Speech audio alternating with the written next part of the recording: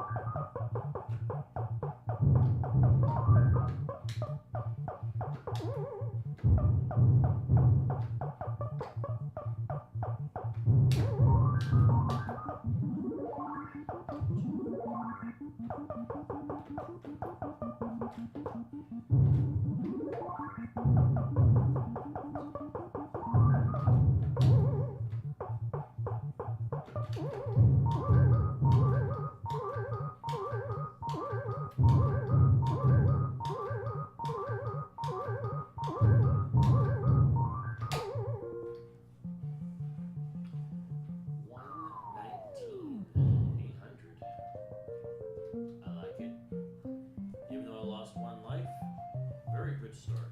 This is a very good start. Now it's time to go long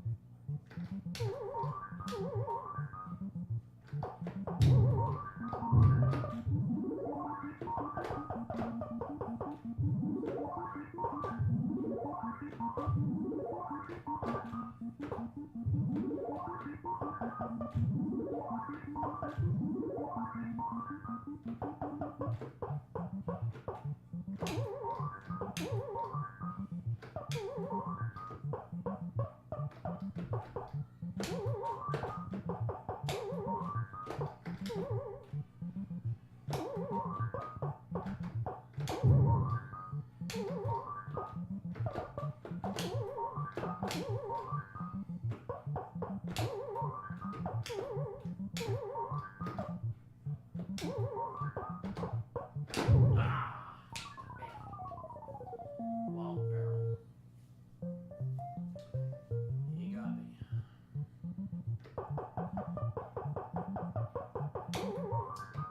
He got me.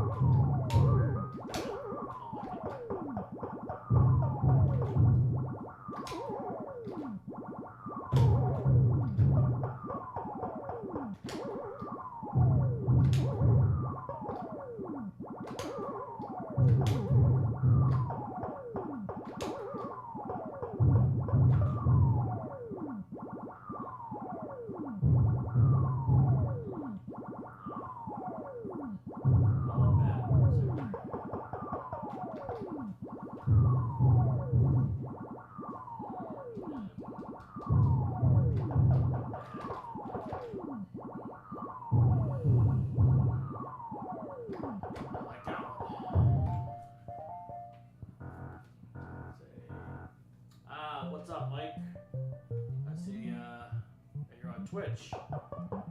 Yep. Gotta get him.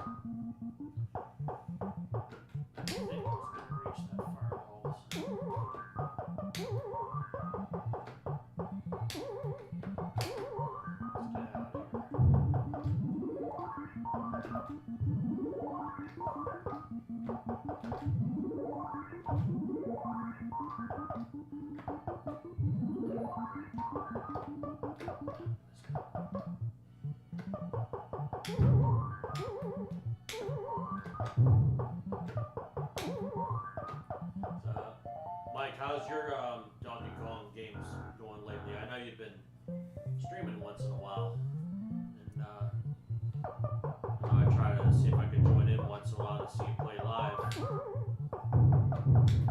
What I've been last time I saw, I know you definitely have done some improvements on your guys' overall score. It's good to see. So just keep them coming.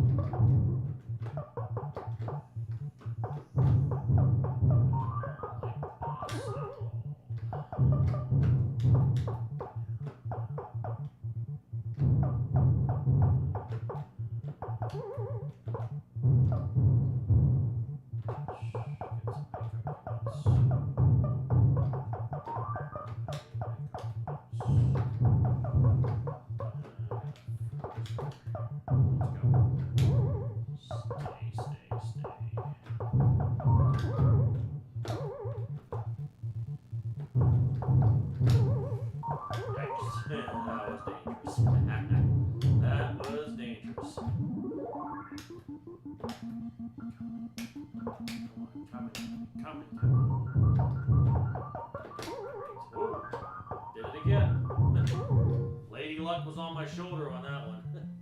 Went 2 for 2 on fireball jumps. Yikes.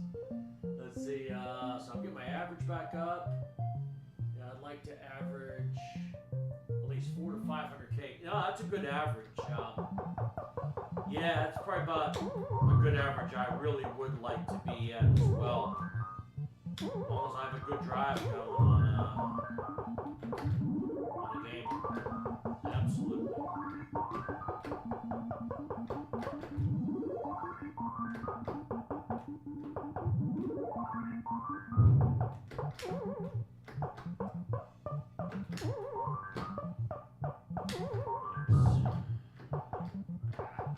Safe.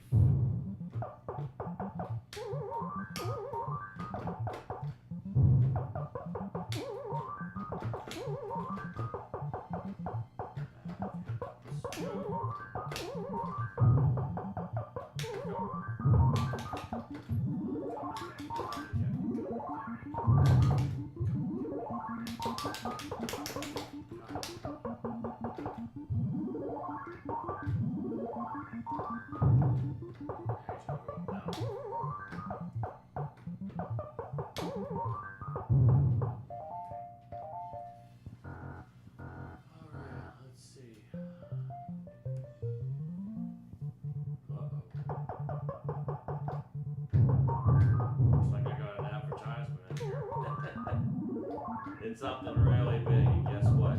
Us Donkey Kong gamers, we can't read that publicly.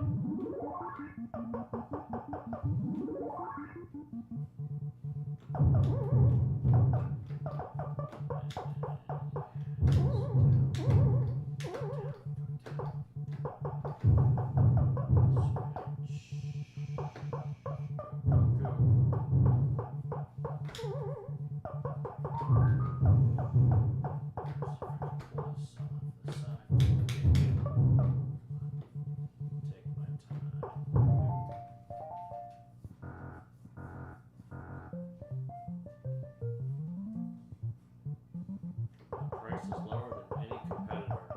Sure.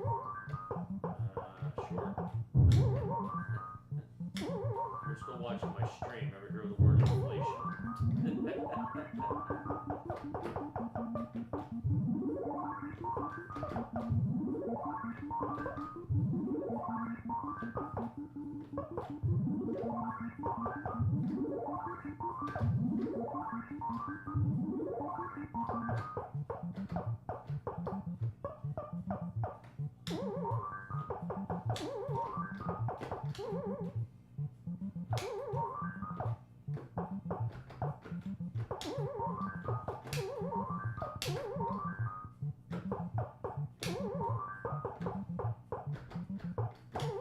There's a 3-barrel jump. Very nice. Let's go. Stuck that one in. That was beautiful.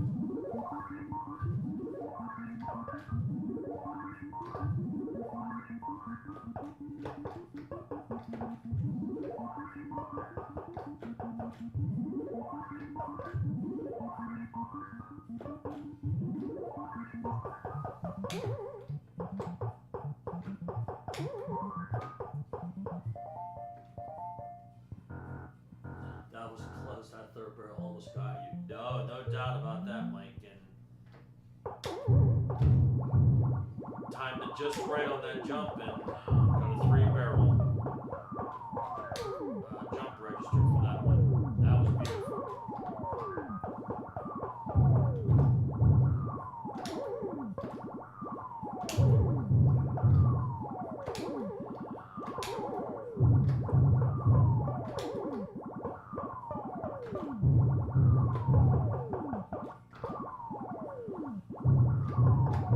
Yikes and away.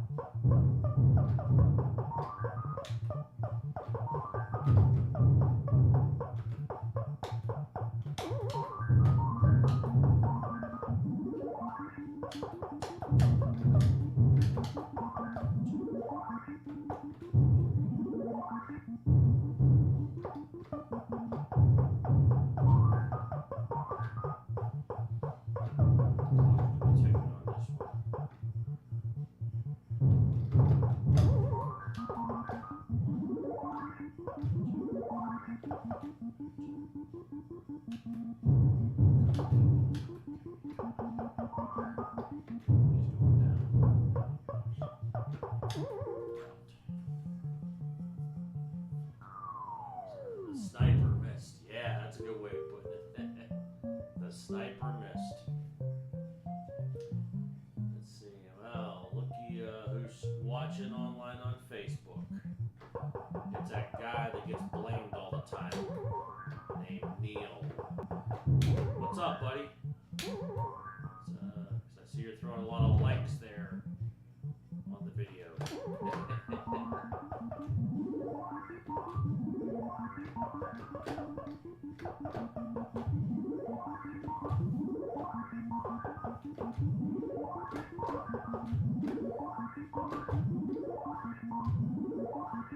There he is.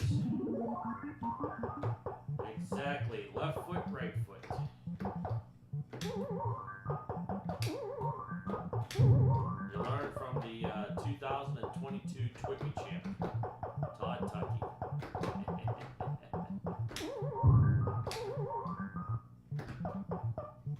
Double.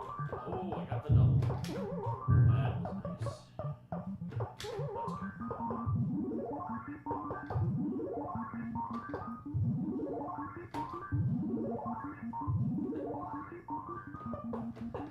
I see a lot of hearts going on over there. Over in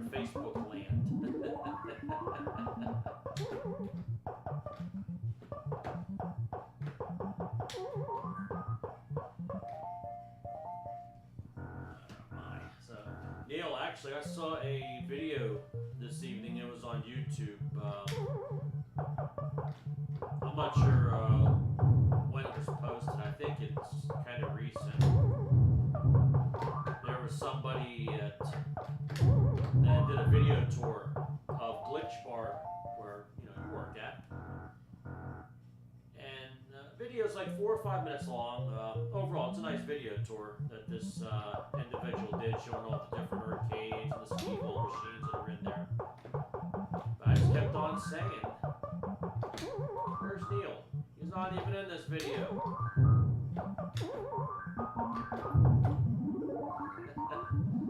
Maybe you were off that day. I don't know.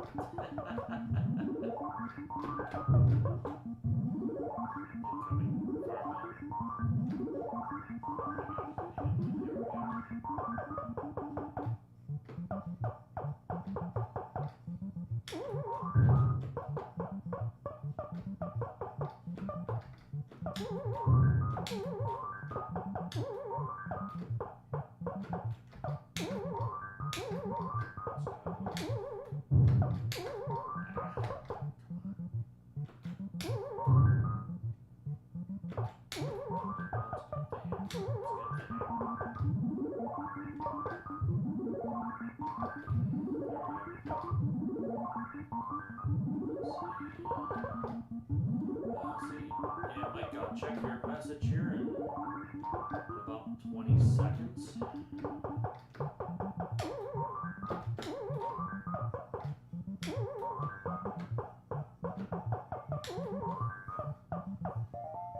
see. You sure have improved on getting points on the barrel stage. Yeah, no doubt about it. I do try when I got that feeling going, and I could get some point pressing going on, when you're doing the 2-barrel jump, and you climb down that ladder and do another 2-barrel jump. That's definitely a point pressing strategy. Because I know Robbie has done that. I've seen Billy do that. Some of the other guys, they do that as well. To really rack up your total points on the girder stage.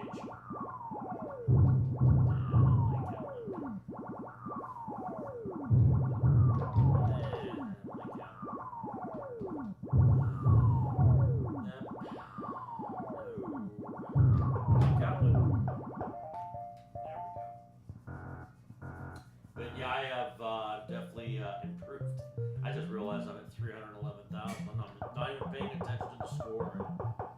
And sometimes that's a good thing.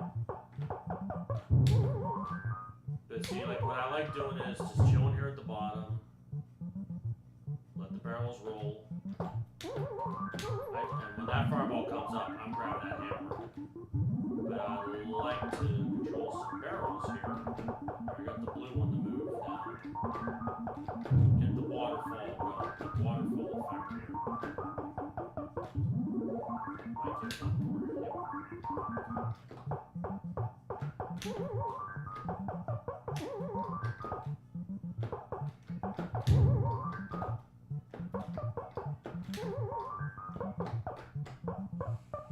Yeah, I knew I set up a triple barrel there.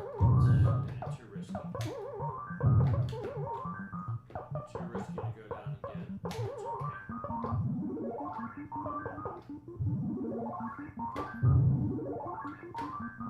I'd say, I really want to get at least, a minimum of 10,000 points or higher, for a barrel stage.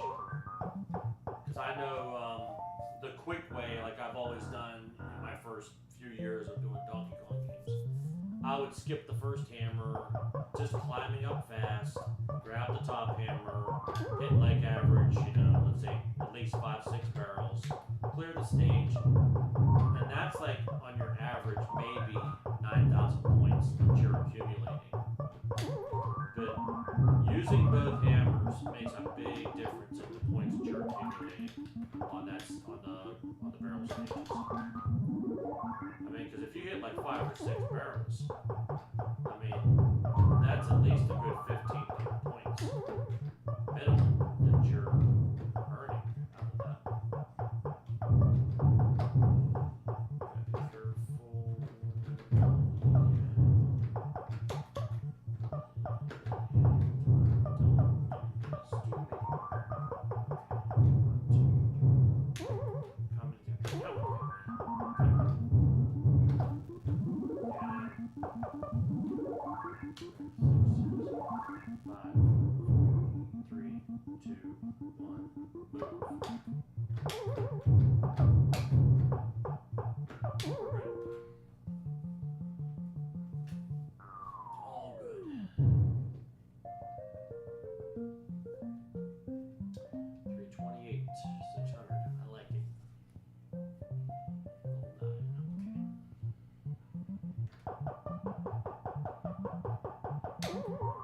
Started out on this game with 9,200 on the first barrel stage. 300. Nice.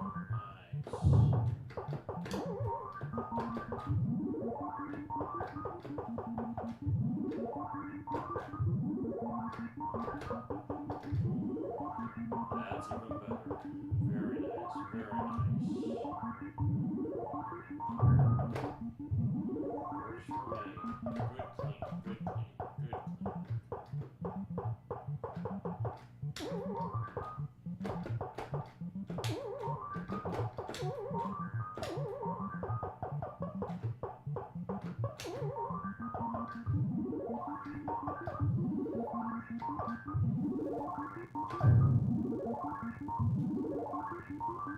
I'll wait till I kill screen before I point press it. You know what? That is a really good decision to do, honestly, Mike. I mean, like, I kind of had that was like my goal too. Like, I mean, like, I wanted to reach the kill screen no matter what my high score was going to end up being. Figuring I'd be over 800,000, you know, and I'd be okay with that. But my kill screen was a good one. I mean, I hit 962,500 back in August 2021.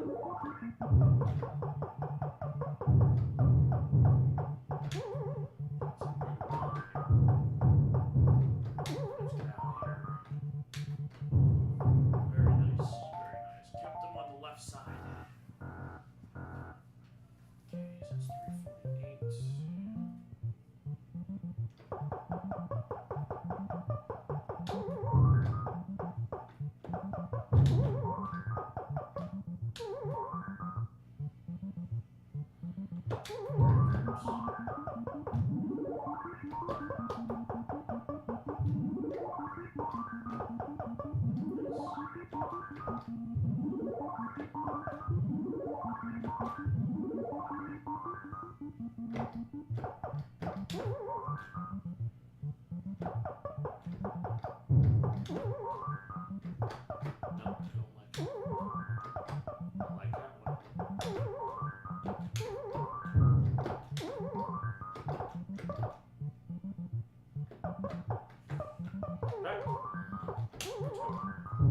That was a little dangerous. That was a little dangerous. Incoming. Ooh.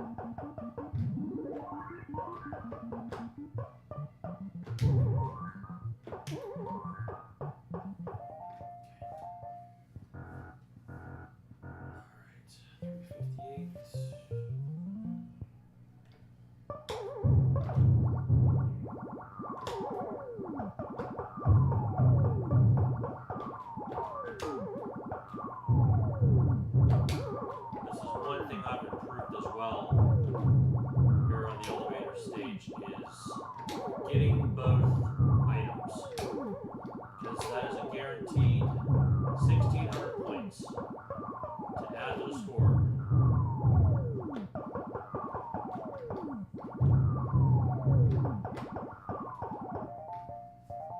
And then you have 1,600 plus 4,700 right there, so that's 6,300 points I just accumulated on the elevator stage. That's not bad, because you really can't get a whole lot on the elevator stage.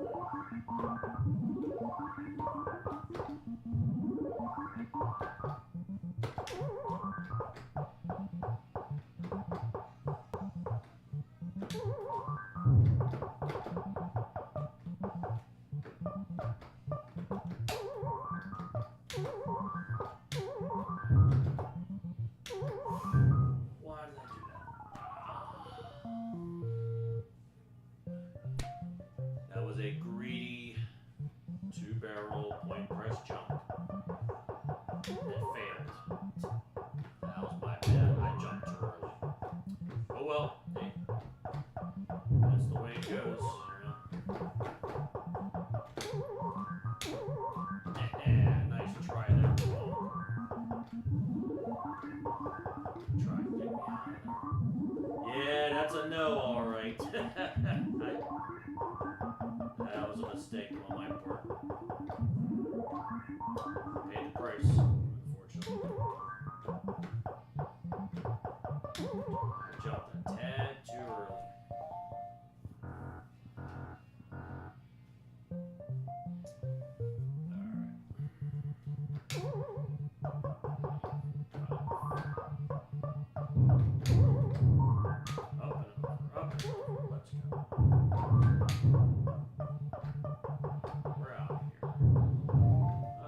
I'm at 400 Ks. That's cool. 403. Okay.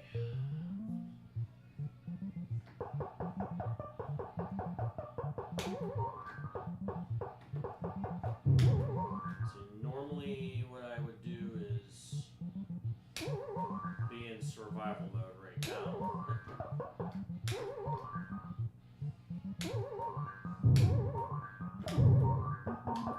Meaning skip the first hammer, but I still want at least maybe try to drive a couple more here.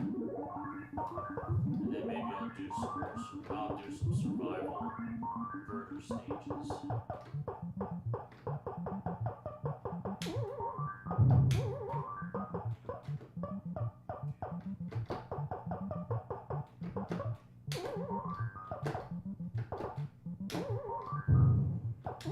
situation there.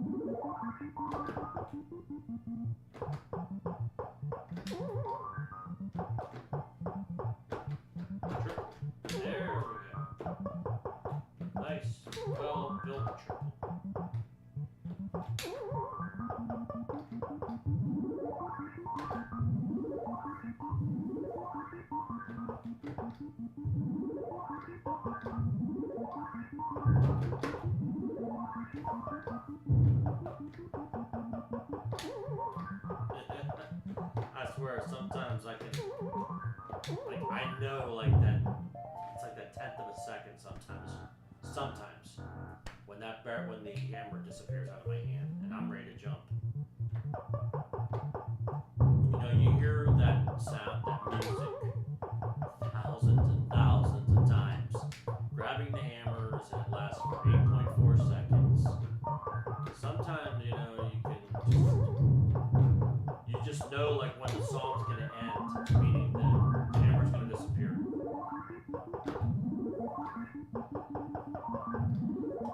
It's a good skill for Donkey Kong.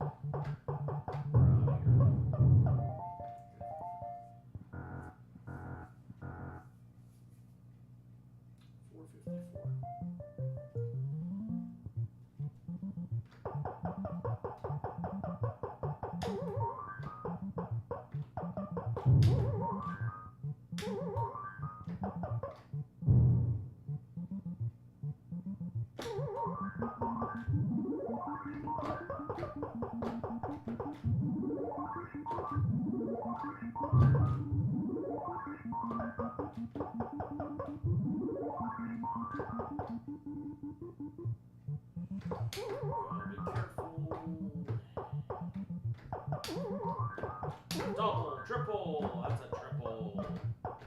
A triple left.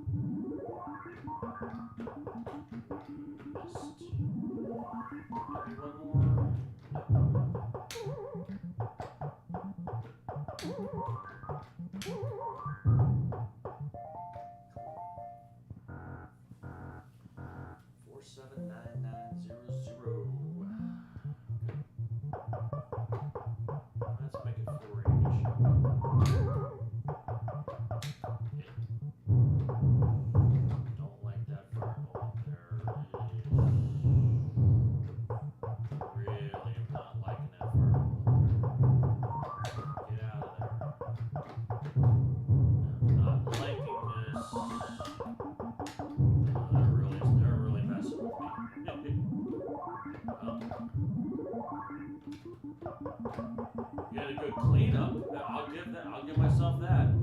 I got 4 fireballs. This is going to be a tough one here.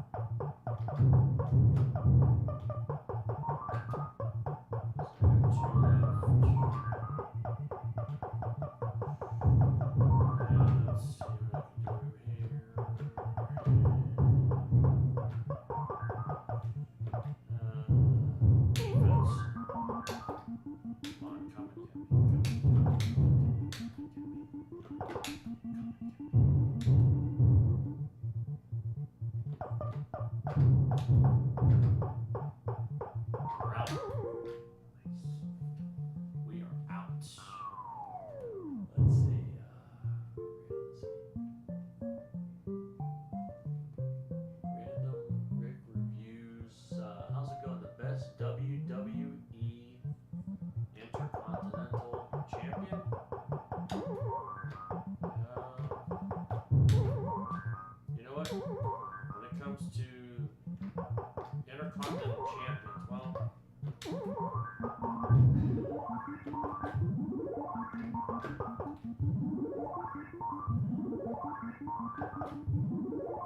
again.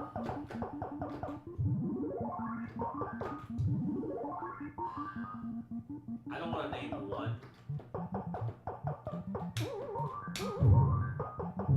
but I will name a few good Intercontinental Champion holders. I think probably my most favorite of all was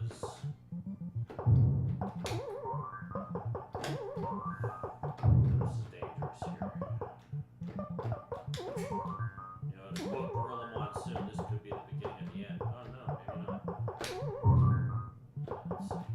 Fireball went back down. So, oh, he's coming back up. I just love how he went down. He's playing with me. These fireballs are playing with me. I gotta get out of here. Alright, getting back to Intercontinental Champions. Now I'm going way back on some Intercontinental Champions. And I'm talking, I think the best Intercontinental title feud ever was Greg the Hammer Valentine and Tito Santana. Because those two, like, they craved that title. Because Tito, he won it from the Magnificent Morocco. Tito had it for a short term, ended up having a leg injury where Greg Valentine basically added insult to a leg injury, using the figure 4 leg lock, and then Santana was out. Santana definitely wanted to get payback on Valentine, but he also wanted to get his Intercontinental title back too. That was a great feud, great rivalry. And those guys had some really good chemistry in the ring. Outside of that, I would definitely say, like, I know Macho Man Randy Savage was an excellent Intercontinental Champion. One of the Intercontinental Champions that held the title, we got trouble here. He held it for a long time, and that is the Honky Tonk Man. You gotta give him that. Love him or hate him. That he is one of the few that held the Intercontinental title for as a longest title reign in Intercontinental title history. Man, I would have said Ricky Steamboat, but he didn't hold the title real long. But he had a phenomenal match against Macho Man Randy Savage at WrestleMania 3. That was the match that really stole the show. Even, you know, Hogan and Andre was the main event, and that was the big selling point of WrestleMania 3. It was Hogan versus Andre, but Steamboat and Savage, man, they stole the show, man. I just love the background story and how they had their match set up, and like they had everything written down and prepped. Incredible chemistry in the ring. Speaking of chemistry, here we go. Let's see. I think Macho Man actually made the title something. Oh, absolutely, yeah. Macho Man, you could tell in his career, because he came into the World Wrestling Federation in '85. It was just slightly right after WrestleMania came out in March of '85. Because he was wrestling in Memphis at that time. And McMahon gave him the chance to wrestle. He knew there was potential. And Savage was incredible. He was so good at that time. Oh, that wasn't so good at that time because I wanted to do a backward jump, and he didn't want to jump. However, well, we got a final score of 520,700 tonight. Pretty good. Pretty good score. Let's see. So, thanks, Mike. Let's see. So, good answer. So, yep, I remember watching WrestleMania 3 when it happened. So, yeah, when I grew up, so WrestleMania 1, so it wasn't on pay-per-view at that time. You had to watch it on closed circuit TV, or you went to Madison Square Garden, bought a ticket, and saw it live. So here in Pittsburgh, they were doing a closed circuit TV presentation of WrestleMania at the Pittsburgh Civic Arena. Well, I didn't get to go. I wanted to, but I guess my parents just didn't want me to go. I don't know. My parents, they grew up watching wrestling. They're the ones that got me into wrestling.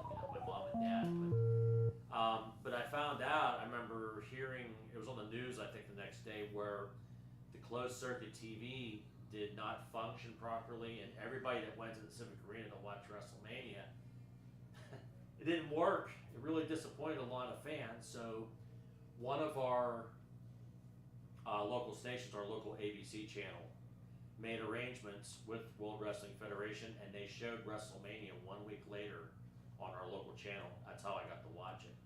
So, all right.